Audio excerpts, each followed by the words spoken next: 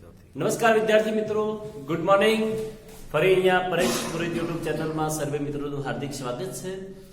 આપણે મિત્રો લાસ્ટ લેક્ચરમાં સંકીર્ણ સંયોજનોમાં જે વિવિધ પ્રકારના શબ્દો ભણી ચૂક્યા છીએ. સબ સ્પીસીસ કોને કહેવાય, મધ્યસ્થ પરમાણુ કોને કહેવાય, ઓક્સિડેશન આંક કઈ રીતે શોધવામાં આવે છે, આ તે વગેરે. ઓક્સિડેશન આંક બાકી રાખ્યું છે મિત્રો.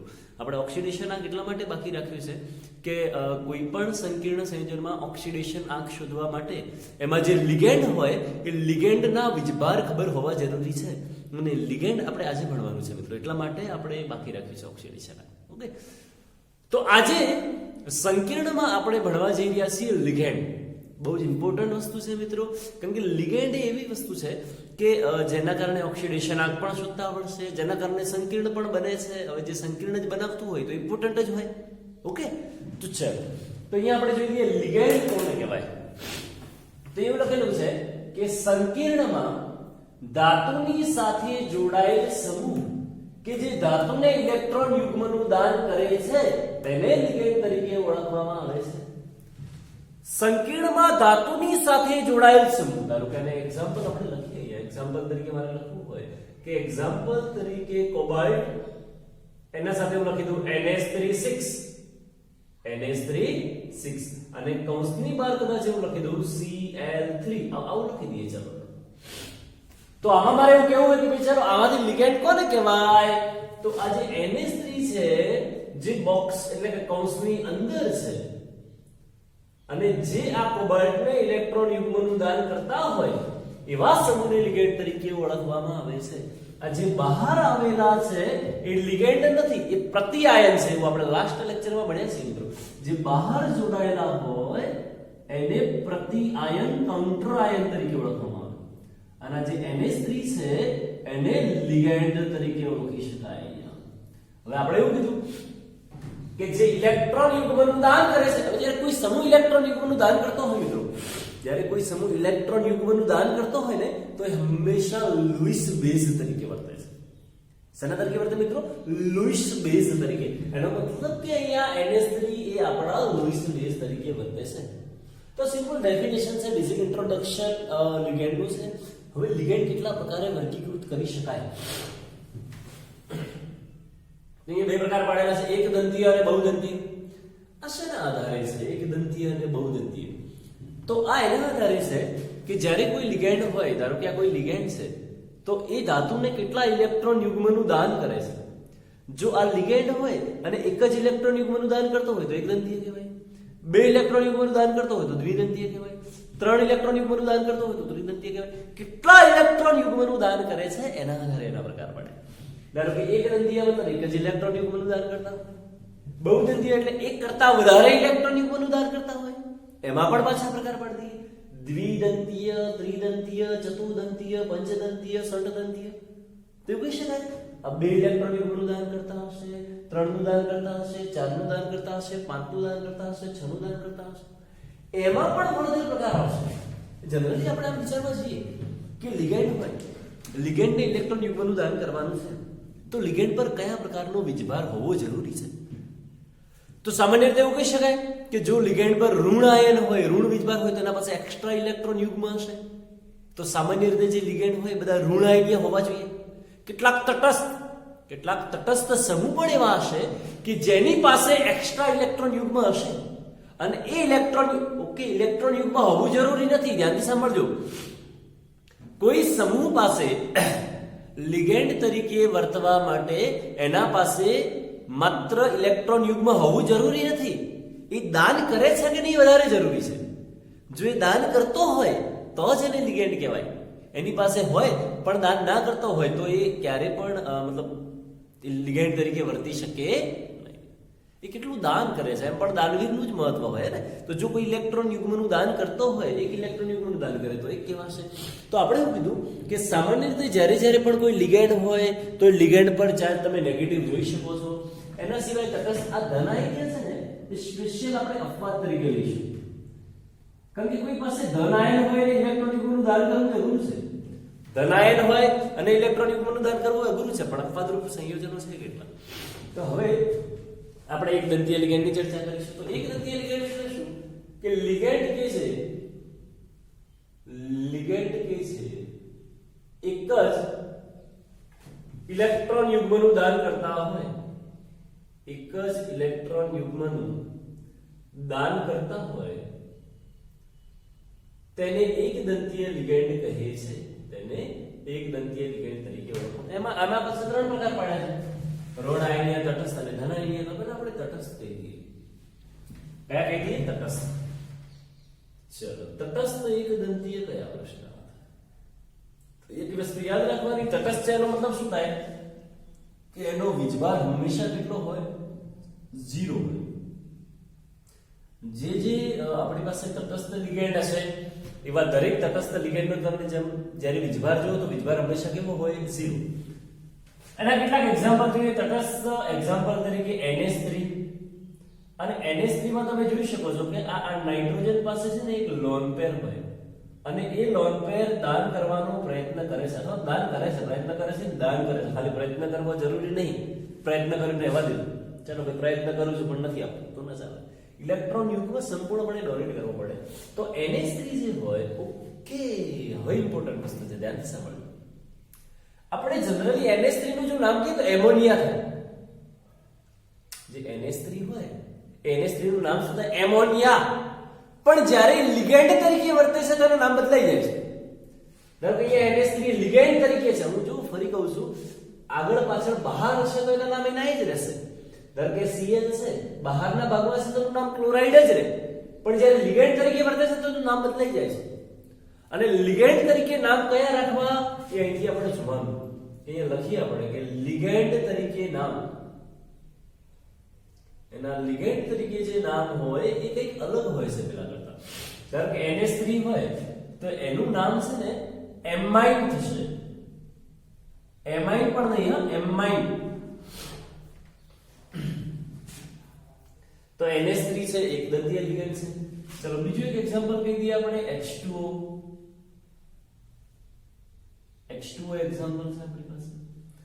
હવે ક્વેશ્ચન છે કે H2O માં તો તમે જોઈ શકો કે ઓક્સિજન પાસે 2 લોન પેર છે. ભલે ને 2 લોન પેર છે પણ એ બંને દાન કરતો નથી, એક જ દાન કરે છે. અને જો એક જ ઇલેક્ટ્રોન યુગ્મનું દાન કરતો હોય તો એને એકદંતીય કહેવાય. હવે H2O માટે શબ્દ વાપરવાનો રહેશે આપણે એક્વા. H2O માટે શબ્દ વાપરવાનો રહેશે એક્વા. તો અહીંયા તમે જોઈ શકો કે અહીંયા આપણે NH3 લખ્યું છે. હવે આપણે એવું કીધું કે NH3 તો તટસ્થ છે. તટસ્થ તો વીજભાર કેટલો હોય? 0 હોય. તો જ્યારે એનો ઓક્સિડેશન આપ શોધીશું તો આ જે NH3 છે એનો વીજભાર મારે લેવો હોય તો કેટલો લઈ શકાય? 0 લઈ શકાય. એ અહીંથી ખબર પડશે આપણને. એટલા માટે જ્યારે આપણને લિગેન્ડ આવડી જશે મિત્રો ત્યારે ઓક્સિડેશન આપ શોધતા ઓટોમેટિકલી આવડી જશે. ચલો ત્રીજું એક્ઝામ્પલ લખી દઈએ. CO એ પણ તટસ્થ છે, જેને કાર્બોનિલ તરીકે ઓળખવામાં આવે. ચલો એના પછી એક્ઝામ્પલ છે NO, જેને નાઇટ્રોસિલ કહેવાય, એ પણ જે તટસ્થ છે. પછી બીજું એક્ઝામ્પલ લખી દઈએ મિત્રો. CH3NH2, એને મિથેનેમાઇન કહેવાશે. મિથેનેમાઇન એ પણ તટસ્થ છે, અથવા મિથાઇલેમાઇન પણ લખાય, મિથાઇલેમાઇન. ચલો એના પછી એક એક્ઝામ્પલ આવું લખી શકીએ મિત્રો. આના પાસે એક લોન પેર. આ છે ને પિરિડીન નું સ્ટ્રક્ચર છે, પિરિડીન. અને આને શોર્ટમાં લખવું હોય ને તો તમે ક્યાંક ને ક્યાંક એવું જોશો PY, આવું જોવા મળશે તમને. અને એ પણ આમાં કાર્બન જો 1 2 3 4 અને 5 એટલે C5, હાઇડ્રોજન 5, એક નાઇટ્રોજન C5H5N પણ લખાય. તો આ બધા જે મિત્રો લખ્યા છે આપણે જે લિગેન્ડ લખેલા છે બધા તટસ્થ છે. હા, આમાં એક વસ્તુ કહી શકીએ કે ભાઈ ચલો આપણે ઇલેક્ટ્રોન યુગમાં આ દાન કરશે, આમાં આ દાન કરશે. તો જેની પાસે લોન પેર હશે ને, હા ઓકે, એક બીજો શબ્દ પણ સમજી લઈએ. સવર્ગ સ્થળ નિર્દેશ. આપણે જે છે ને આને સવર્ગ સ્થળ નિર્દેશ કહીએ. સવર્ગ સ્થળ નિર્દેશ એટલે શું? તો સમૂહમાં જે પરમાણુ ઇલેક્ટ્રોન યુગ્મનું દાન કરતો હોય એને સવર્ગ સ્થળ નિર્દેશ કહેવાય. આમાં કોણ આવશે? નાઇટ્રોજન આવશે. આમાં oxygen, carbon, nitrogen, nitrogen, nitrogen. તો જે આખો સમૂહ હોય અને સમૂહમાં જે પરમાણુ ઇલેક્ટ્રોન યુગ્મનું દાન કરતો હોય એને કહેવાય સવર્ગ સ્થળ નિર્દેશ. તો આપણે મિત્રો એકદંતીય લિગેન્ડ ભણવા જઈ રહ્યા છીએ, જેમાં તટસ્થના એક્ઝામ્પલ્સ જોયા. દરેકના નામ યાદ રાખવા જરૂરી છે. NH3 માં તો એમાઇન કહેવાય, H2O એટલે એક્વા કહેવાશે, CO કાર્બોનિલ કહેવાય, NO નાઇટ્રોસિલ કહેવાય, CH3NH2 મિથેન એમાઇન, અથવા એને લખવું હોય તો મિથાઇલ એમાઇન પણ લખાય, મિથાઇલ એમાઇન. C5H5 હોય તો એને pyridine અથવા પીવાય તરીકે ઓળખવાનું. ફટાફટ નોટબુકમાં મિત્રો નોટ ડાઉન કરી લો, ત્યારબાદ આગળ ડિસ્કસ કરીએ.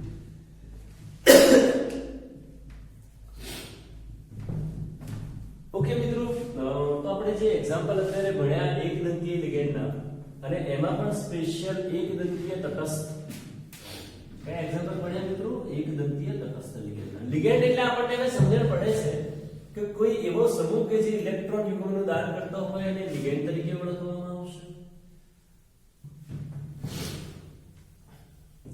ચલો ત્યારબાદ અમે લખી દઈએ આપણે એકદંતીય ઋણ આયનીય લિગેન્ડ. એકદંતીય ઋણ આયનીય, તો સામાન્ય રીતે એવું યાદ રાખવાનું કે જનરલી મોટા ભાગે જે એકદંતીય ઋણ આયનીય હોય એ દરેકના વીજભાર -1 હશે. સામાન્ય રીતે એવો શબ્દ વાપરીએ છીએ આપણે, સામાન્ય રીતે -1 હશે એવો શબ્દ આપણે વાપરીએ છીએ. ચલો ફટાફટ એક્ઝામ્પલ જોઈ લઈએ. OH- તો આનું નામ લખવું હોય તો હાઇડ્રોક્સો કહેવાય. શું કહેવાશે મિત્રો? હાઇડ્રોક્સો. ચલો પછી F- આમ તો એવું લખી દઈએ ને, X- તો એને હેલાઇડો કહેવાય. શું કહેવાશે મિત્રો? હેલાઇડો. એના એક્ઝામ્પલ લખવા હોય ધારો કે ચલો F- હોય તો એને ફ્લોરાઇડો કહેવાય. F- ફ્લોરાઇડો કહેવાય છે. Cl- તો એને ક્લોરાઇડો કહેવાય. જો Cl હોય તો એને ક્લોરીન તરીકે, ક્લોરાઇડ તરીકે નથી લખતા, ક્લોરાઇડો પાછળ O લાગે. Br- હોય તો એને બ્રોમાઇડો લખાશે. I- હોય તો એને આયોડાઇડો કહેવાશે. આયોડાઇડો. આ બધા જે એક્ઝામ્પલ લખ્યા છે ને, હેલાઇડો કહેવાય, જેને ફ્લોરાઇડો, ક્લોરાઇડો, બ્રોમાઇડો, આયોડાઇડો વગેરે કહેવાશે. ઓકે, એના પછી ધારો કે ચલો Cn- લખી દઈએ આપણે. ઓકે, આ સમજવા જેવું છે મિત્રો કે Cn- આ એવો સમૂહ છે કે જેમાં કાર્બન પણ ઇલેક્ટ્રોન યુગ્મનું દાન કરી શકે છે અને નાઇટ્રોજન કરી શકે. જ્યારે કાર્બન ઇલેક્ટ્રોન યુગ્મનું દાન કરી શકતો હોય અથવા કરતો હોય ત્યારે એને સાયનાઇડો કહેવાય, અથવા એને સાયનો પણ કહેવાય. પણ જ્યારે આવું લખેલું હોય NC, એનો મતલબ આપણે જે તીર દર્શાવીએ છીએ ને પરમાણુ ઇલેક્ટ્રોન યુગ્મનું દાન કરે છે, આમાં કોણ કરે છે? કાર્બન, આમાં નાઇટ્રોજન.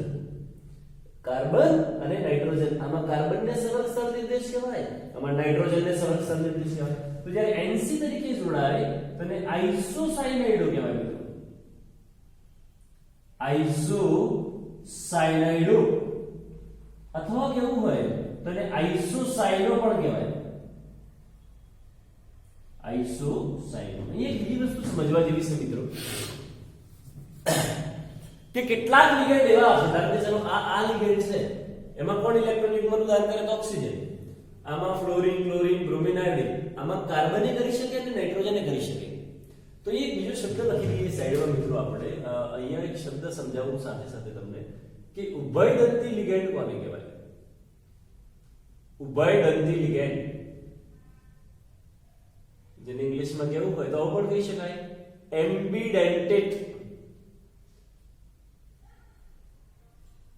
એને કહેવાશે મિત્રો એમ્બિડેન્ટેટ. તો ઉભયદંતી લિગેન્ડનો મતલબ શું થાય કે જે લિગેન્ડમાં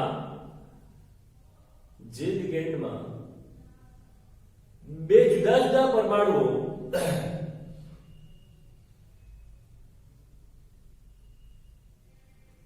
ઇલેક્ટ્રોન યુગ્મ દાન કરી શકતા હોય,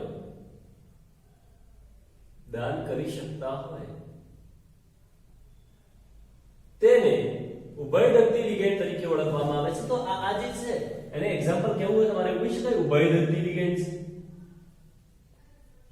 કારણ કે આમાં કાર્બન પણ દાન કરી શકે છે, નાઇટ્રોજન પણ દાન કરી શકે છે. ઓકે, ચલો એના પછી NO2-, એમાં નાઇટ્રોજન ઇલેક્ટ્રોન યુગ્મનું દાન કરે છે, એને નાઇટ્રો કહેવાશે. શું કહેવાય મિત્રો? નાઇટ્રો. પણ એમાં જ હું એવું કીધું O N double O2 વસ્તુ એની છે, જો ઓક્સિજન, એક નાઇટ્રોજન, બે ઓક્સિજન. તો આમાં નાઇટ્રોજન ઇલેક્ટ્રોન યુગ્મનું દાન કરે તો નાઇટ્રો કહેવાય, પણ ઓક્સિજન જ્યારે ઇલેક્ટ્રોન યુગ્મનું દાન કરે છે તો એને નાઇટ્રાઇટો કહેવાશે. આને એવું પણ લખી શકાય હા, નાઇટ્રાઇટો O, એનો મતલબ ઓક્સિજન દાન કરે છે. અને બીજું નામ લખવું તો લખી શકાય નાઇટ્રાઇટો N. નાઇટ્રો લખો તો પણ ચાલે, નાઇટ્રાઇટો N લખો એનો મતલબ એવો થાય કે N ઇલેક્ટ્રોન યુગ્મનું દાન કરે છે. તો આ જે બે સમૂહ છે એને પણ મારે કહેવું હોય તો ઉભયદંતી તરીકે ઓળખી શકાય. તો સાથે સાથે આપણે ઉભયદંતીનો ટોપિક પણ ચર્ચા કરતા જઈ રહ્યા છીએ મિત્રો. બહુ જ ઇમ્પોર્ટન્ટ, સૌથી ઇમ્પોર્ટન્ટ હોય તો આ કયા લિગેન્ડ ભણી રહ્યા છીએ આપણે? એકદંતીય ઋણાયનીય પ્રકારના, એકદંતીય ઋણાયનીય પ્રકારના. બીજું એક એક્ઝામ્પલ ભણાવી દઉં મિત્રો તમને. CH3 C double bond O minus, જેમાં આ જે ઓક્સિજન હોય ને ઇલેક્ટ્રોન યુગ્મનું દાન કરે. તો મિત્રો કદાચ ભણ્યા હો તો આને એસિટેટ આયન કહેવાય. તો એના પછી લિગેન્ડ તરીકે એનું નામ પડેલું છે એસિટેટો. એનું નામ પડેલું છે એસિટેટો. પછી આટલો જે સમૂહ હોય ને એને એસિટાઇલ સમૂહ પણ કહી શકાય. Acetyl AAC. તો આટલા આખાનું નામ લખવું તો આવું થાય ACO માઈનસ. આટલા માટે AC લખાતું હોય, A સ્મોલ c, તો આને O માઈનસ એટલે એસિટેટો આયન કહેવાશે મિત્રો. કેવું હોય તો એસિટેટો આયન. આ બધા જેટલા પણ લખ્યા છે એ દરેકના તમે જોઈ શકો છો, દરેકના વીજભાર -1 છે. એ પછી હેલોજન હોય, Cn હોય, Nc હોય, NO2 હોય, ONO હોય, CH3 COO હોય, કોઈ પણ હોય, દરેકના જે ચાર્જ લખ્યા છે આપણે એ -1 લખ્યા છે. ચલો એના પછી SCN માઈનસ, જેમાં સલ્ફર ઇલેક્ટ્રોન યુગ્મનું દાન કરે, એને કહેવાશે થાયોસાઇનેટો. થાયોસાઇનેટો.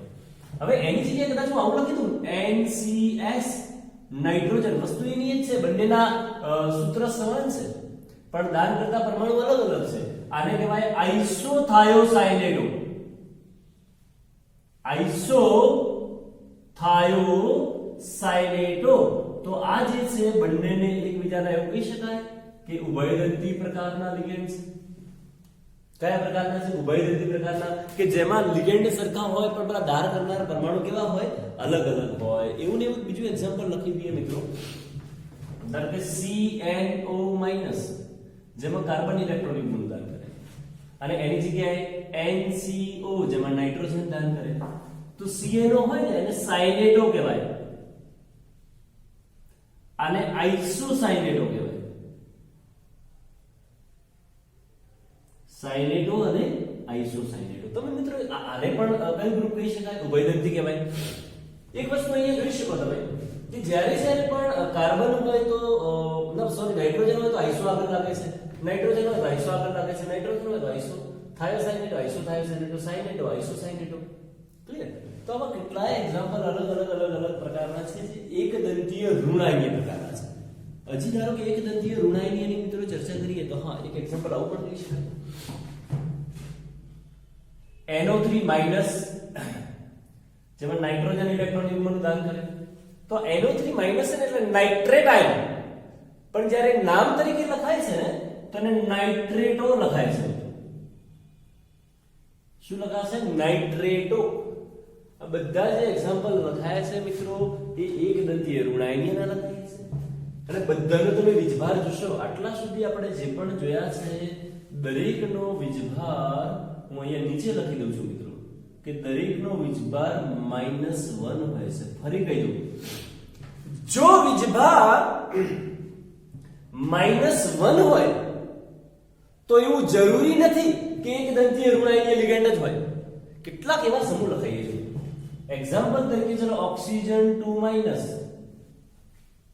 જેમાં ઓક્સિજન ઇલેક્ટ્રોન યુગ્મનું દાન કરે છે. એક જ ઇલેક્ટ્રોન યુગ્મનું દાન કરે છે, એનો વીજભાર -2 છે, પણ એક જ ઇલેક્ટ્રોન યુગ્મનું દાન કરે છે. ઓક્સિજન હોય ને ઓક્સાઇડ કહેવાય, પણ એને આપણે અહીંયા ઓક્સો તરીકે લખીશું. શેના તરીકે લખીશું? ઓક્સો. અહીંયા કોર્સમાં લખું છું મિત્રો, વીજભાર સ્પેશિયલ એમસીક્યુ પૂછાય કે એનો વીજભાર બરાબર -2 છે.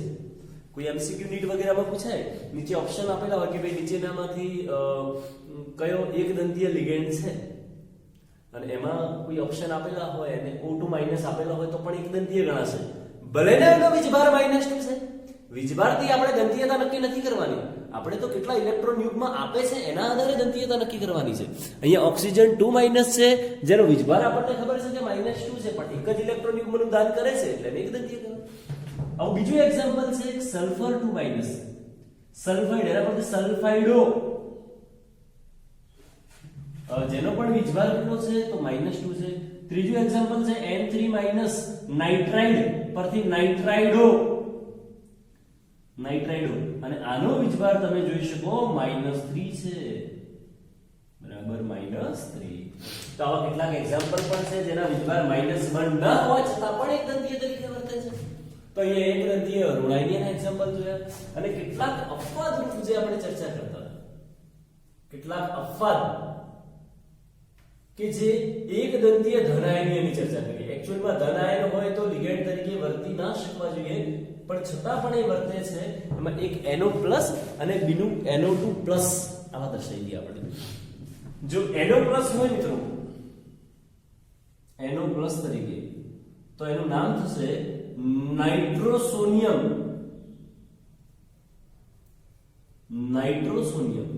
અને જો NO2+ તરીકે હોય તેનું નામ થાય છે નાઇટ્રોનિયમ આયન. એના સિવાય પણ એક બીજું મિત્રો એવું લખી શકીએ, ધારો કે આપણે આગળ ભણવાનું આવશે NH2, જેને હાઇડ્રેઝિન કહેવાય. આમાં આની પાસે એક લોન પેર હોય ને આની પાસે લોન પેર હોય, પણ આ લોન પેર પાસે જ્યારે પેલો H+ આયન જોડાઈ જાય તો અહીંયા NH3 થઈ જાય, પેલી લોન પેર જતી રહે, એટલે આના પર ચાર્જ પ્લસ થઈ જશે, આવું બને. આને હાઇડ્રેઝિનિયમ કહેવાય, હાઇડ્રેઝિનિયમ. અથવા આને લખો તો આમ પણ લખાય N2H5 અને ઉપર ચાર્જ આવશે પ્લસ, N2H5+, જેને કહેવાય હાઇડ્રેઝિનિયમ આયન. શું કહેવાય મિત્રો? હાઇડ્રેઝિનિયમ આયન. તો આપણે આજે જે લિગેન્ડ ભણ્યા છીએ મિત્રો, આમ તો અલગ અલગ પ્રકારના ઘણા બધા લિગેન્ડ છે, એક દંતીય હોય, દ્વિદંતીય હોય, ત્રિદંતીય હોય. આજે જેટલા પણ લિગેન્ડ ભણ્યા બધા જ એક દંતીય. દરેક એક દંતીય લિગેન્ડ એ એક જ ઇલેક્ટ્રોન યુગ્મનું દાન કરતા હોય. એક દંતીય લિગેન્ડનો મતલબ જ એવો થાય કે એવો સમૂહ કે જે એક જ ઇલેક્ટ્રોન યુગ્મનું દાન કરતો હોય ને એક દંતીય લિગેન્ડ તરીકે ઓળખવામાં આવે. આપણે જેટલા પણ એક્ઝામ્પલ ભણ્યા બધા માત્ર ને માત્ર એક દંતીય. આજે એટલું જ કરવાનું છે. નેક્સ્ટ ક્લાસમાં આપણે દ્વિદંતીય અને બાકીના લિગેન્ડનું વર્ગીકરણ સમજાવીશું. દરેકના નામ યાદ રાખવા જરૂરી છે. જો નામ યાદ હશે તો જ સંકીર્ણના નામકરણ આવડશે. જો વીજભાર યાદ હશે તો જ ઓક્સિડેશન અક્ષમતા આવડશે. એટલે નામ દરેકના અને દરેકના વીજભાર ખબર હોવા જરૂરી છે. ઓકે મિત્રો, તો ખાસ તમને એક વિનંતી છે, રિક્વેસ્ટ છે દરેક મિત્રોને કે વિડીયોને જોશો, કારણ કે મતલબ અમે વ્યૂ જોઈએ છીએ, ખૂબ જ ઓછા સ્ટુડન્ટ્સ એવા છે કે જે તમે વિડીયો જોઈ રહ્યા છો. તમે જેટલા વિડીયો વધારે જોશો એટલો તમને ફાયદો થશે, એટલા ને એટલા વધારે માર્ક્સ તમે મેળવી શકશો. કોઈ ડાઉટ્સ વગેરે હોય તો કોલ વગેરે કરી શકો છો, મેસેજ વગેરે કરી શકો છો, પણ એના માટે તમારે વિડીયો જોવા પડશે, એના ક્વેશ્ચન સોલ્વ કરવા પડશે અને ડાઉટ્સ ક્રિએટ કરવા પડશે, તો જ આપણે આ કરી શકીશું. Okay, thank you.